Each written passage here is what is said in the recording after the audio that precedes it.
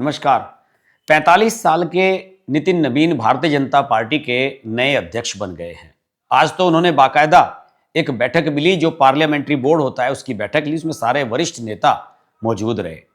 मैं इस अवसर पर एक बात और भी सोच रहा था कि मेरे मन में एक सवाल उठा कि क्या नितिन नवीन भाजपा के सबसे युवा अध्यक्ष हैं? तो वास्तव में मैंने जब आंकड़े देखे तो नितिन नवीन सबसे युवा अध्यक्ष हैं। अमित शाह 2014 में जब बने थे 49 ईयर्स के थे। नितिन गडकरी 2009 में बने थे 52 के थे। वेंकैया नायडू 2002 में बने थे 53 के थे। राजनाथ सिंह 2005 में जब बने थे तो 54 ईयर्स के थे। और अटल बिहारी वाजपेयी जो पहले अध्यक्ष बने थे 1980 में, वो 55 ईयर्स के थे। तो नितिन नवीन के साथ भाजपा में क्या बदला, भाजपा में क्या बदलाव के संकेत आप देख रहे हैं, यह भी जान लेना बहुत आवश्यक है। अचानक मेरे मन में यह भी ख्याल आया कि राजनीति के हिसाब से जैसे राहुल गांधी अपने आप को युवा कहते हैं और उनके तमाम फॉलोअर्स उनको युवा कहते हैं, तो औसत उम्र एक मान ली जाए 50 से 55 की जो एज होती है वो राजनीति के हिसाब से युवा ही होती है। उसके बाद आप प्रौढ़ होते हैं और बुजुर्ग की तरफ बढ़ जाते हैं। तो मैंने ये देखने की कोशिश की कि जो केंद्र में मंत्री हैं इस समय, उनकी आयु कितनी कितनी है, यह भी देख लेना बहुत आवश्यक है। धर्मेंद्र प्रधान 54 के हैं, अश्विनी वैष्णव 53 के हैं, ज्योतिरादित्य सिंधिया 53 के हैं, किरण रिजिजू 53, मनसुख मांडविया 51, जितिन प्रसाद 50, शांतनु ठाकुर 41, एल मुरुगन 47, अजय टमटा 50, बांदी संजय कुमार 52, कमलेश पासवान 46, सतीश चंद्र दुबे 49, रवनीत सिंह बिट्टू 48, रक्षा निखिल खड़से 37, सुकांता मजूमदार 44, सावित्री ठाकुर 45, राजभूषण चौधरी 46, मुरलीधर मोहोल 49 और प्रबृता मार्गरीटा 49। तो इस तरीके से मैंने ये देखा कि ज्यादातर जो केंद्र में मंत्री हैं, कैबिनेट में मंत्री हैं, वो लगभग 55 से कम के ही हैं। तो ये एक निश्चित रूप से एक केस स्टडी भी बनता है कि क्या भाजपा अपेक्षाकृत अब पहले से युवा हो रही है, क्या ट्रेंड नजर आ रहा है, क्या दूसरी पंक्ति तैयार करने की एक कोशिश अमित शाह और नरेंद्र मोदी की जोड़ी कर रही है। देखिए, बहुत सारे लोग इसको क्रिटिसाइज करते हैं कि साहब सारा का सारा फैसला जो है वो दो ही आदमी ले लेते हैं, नरेंद्र मोदी और अमित शाह। पीएमओ में बैठकर सारा फैसला हो जाता है और इसमें भाजपा की संगठन की नहीं चलती है। लेकिन यह भी आरोप साथ साथ लगाया जाता है कि इन दोनों ने सेकंड पंक्ति को भाजपा में खत्म कर दिया है। मैं तो इससे बिल्कुल भी इत्तेफाक नहीं करता। नए चेहरों को सामने लाना, पुराने चेहरों को रिटायर करना, अगर यह सेकंड पंक्ति को खत्म करना है तो ऐसी सेकंड पंक्ति खत्म ही हो जानी चाहिए। युवा चेहरे सामने लाए जा रहे हैं। अब आप जानिए, अनुराग ठाकुर को कौन जानता था, मुख्यमंत्री के बेटे थे हिमाचल के, उन्हें मंत्री बनाया केंद्र में मोदी ने, हाईलाइट हो गए, युवा मोर्चे के अध्यक्ष भी रहे। और जब अनुराग ठाकुर युवा मोर्चे के अध्यक्ष थे तो ये नितिन नवीन उनकी कार्यकारिणी में हुआ करते थे। बिहार से 5 बार के एमएलए हैं नितिन नवीन। तो कुछ ना कुछ तो नरेंद्र मोदी और अमित शाह की जोड़ी नया कर रही है। और आंकड़े ये बताते हैं कि बीजेपी इस समय अपेक्षाकृत बहुत युवा है। कई मुख्यमंत्री और कैबिनेट मंत्री 53 आयु से भी कम के हैं। अब जैसे भजन लाल हैं, राजस्थान के मुख्यमंत्री, या दिल्ली की मुख्यमंत्री रेखा गुप्ता हैं, या मोहन यादव हैं मध्य प्रदेश के, इन्हें पहले कोई भी नहीं जानता था। पिछली पंक्ति में बैठने वाले लोगों को एकदम फ्रंट पर ले आए नरेंद्र मोदी और अमित शाह। ये क्या सेकंड लाइन तैयार करने की कोशिश नहीं है? इस तरीके से भी तो सेकंड लाइन बनाई जाती है। अगर मैं 55 साल से ऊपर की आयु की बात करूं तो साहब आप समझ लीजिए कि 4-5 मुख्यमंत्री ऐसे हैं जो 55 से आयु के अधिक हैं, शपथ के समय जब उन्होंने शपथ ली थी। माणिक साहा हैं जो त्रिपुरा के साथ 70 के आसपास हैं। भूपेंद्र पटेल गुजरात के 60 हैं। विष्णुदेव साहब भी इतने के ही हैं। मोहन यादव 58 हैं। भजन लाल 55 हैं। तो इस तरीके से 4-5 को अगर छोड़ दिया जाए तो बाकी सभी मुख्यमंत्री अपेक्षाकृत युवा हैं। जैसे प्रेमा खांडू ने जब शपथ ली थी 44 ईयर्स के थे। हेमंत बिस्वा शर्मा 52, रेखा गुप्ता 50, प्रमोद सावंत गोवा वाले 50 और नायब सिंह सैनी 54 हरियाणा के, देवेंद्र फडणवीस 54 हैं, योगी आदित्यनाथ 49 हैं, मोहन चरण मांझी उड़ीसा वाले 52 हैं, पुष्कर सिंह धामी 46 हैं जो उत्तराखंड के हैं। और इस प्रयोग को सतत लगातार जारी रखा है भारतीय जनता पार्टी ने। अलबत्ता प्रदेश अध्यक्ष, अभी हाल ही में आपको पता ही है कि सारे प्रदेश अध्यक्ष चुने गए। जो प्रदेश अध्यक्ष बनाए जाने की प्रक्रिया है, उस प्रक्रिया में जरूर कुछ ऐसा लगा कि अनुभव को ज्यादा तरजीह दी गई, उम्र को ज्यादा तरजीह नहीं दी गई। देखिए, राज्य में मुख्यमंत्री बनाना और राज्य में आप जो प्रदेश अध्यक्ष बना रहे हैं, दोनों में फर्क है। प्रदेश अध्यक्ष अनुभवी इसलिए भी आवश्यक है क्योंकि वो संगठन से जुड़ा हुआ व्यक्ति होता है। किसी भी नए चेहरे को आप इस तरह से नहीं बैठा सकते। प्रदेश अध्यक्ष के पद पर अगर आप किसी एक्सपीरियंस्ड आदमी को बैठाते हैं तो संगठन का जुड़ाव, कौन कहां से विधायक है, कौन कहां से आता है, किसकी क्या बैकग्राउंड है, उस आदमी को सब पता होता है। पंकज चौधरी 61 के हैं, उत्तर प्रदेश के जो प्रदेश अध्यक्ष बनाए गए हैं। भूपेंद्र चौधरी इनसे पहले 54 के ही थे, योगी जी 49 के ही हैं।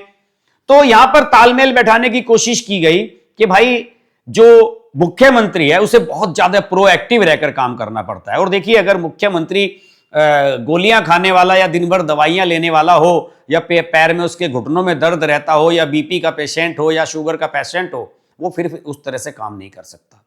ये हकीकत बात है। इन सब चीजों को ध्यान में रखते हुए एक पैटर्न बनाया गया कि साहब ऐसा रखा जाए कि प्रदेश अध्यक्ष जो हैं वो अनुभवी रखे जाएं और उन प्रदेशों में भले ही मुख्यमंत्री युवा हों। जैसे कि 55 साल से कम उम्र के अगर प्रदेश अध्यक्षों की मैं बात करूं, अंडमान निकोबार के अनिल तिवारी हैं, वो 54 ईयर के हैं। आंध्र प्रदेश के पीवीएन माधव 52 के हैं। अरुणाचल प्रदेश के कलिंग मोयांग 54 के हैं। असम के दिलीप सैकिया 51 के हैं। वीरेंद्र सचदेवा जो दिल्ली के प्रदेश अध्यक्ष हैं 53 हैं। दामोदर गजनन नायक गोवा के 53, गुजरात के जगदीश भाई विश्वकर्मा 52, कर्नाटक के विजेंद्र येदुरप्पा जो येदुरप्पा के बेटे हैं पूर्व मुख्यमंत्री के 47 ईयर्स के हैं। तो इस तरीके से एक सतत रूप से बैलेंस बनाने की भी कोशिश होती हुई नजर आ रही है कि संगठन में अनुभव को महत्व दिया जाए और साथ ही साथ जो मुख्यमंत्री है, भले ही वो पहली बार का मुख्यमंत्री है और बिल्कुल नया है, उसको आगे लाया जाए एनर्जी लेवल की वजह से। और ऐसा नहीं है कि जब अटल जी या अडवाणी जी का दौर था तो उस समय युवा चेहरों को सामने नहीं लाया जाता था। मेरे याद है शिवराज सिंह चौहान को जब मुख्यमंत्री बनाया गया था मध्य प्रदेश का, वो केवल 46 ईयर के थे शायद। और उमा भारती भी बहुत कम उम्र की थी, 50 साल से कम की ही थी जब मुख्यमंत्री बनी थी। इसके अलावा अरुण जेटली बहुत युवा थे, रविशंकर प्रसाद युवा थे, सुषमा स्वराज युवा थी। तो कई लोग ऐसे हैं जो अटल जी के समय में भी युवा के रूप में उभर करके सामने आए और इनमें से कई ने तो, जैसे कि शिवराज सिंह चौहान तो इस समय भी कैबिनेट में है मोदी जी के, और उस दौर के केवल 2 मंत्री हैं मोदी जी के। आप देख लीजिए कि शिवराज चौहान और दूसरे राजनाथ सिंह। राजनाथ सिंह को हम इसमें अपवाद मान सकते हैं कि वो अटल जी की जनरेशन में भी रहे और मोदी जी की जनरेशन में भी लगातार अपवाद स्वरूप बने हुए हैं।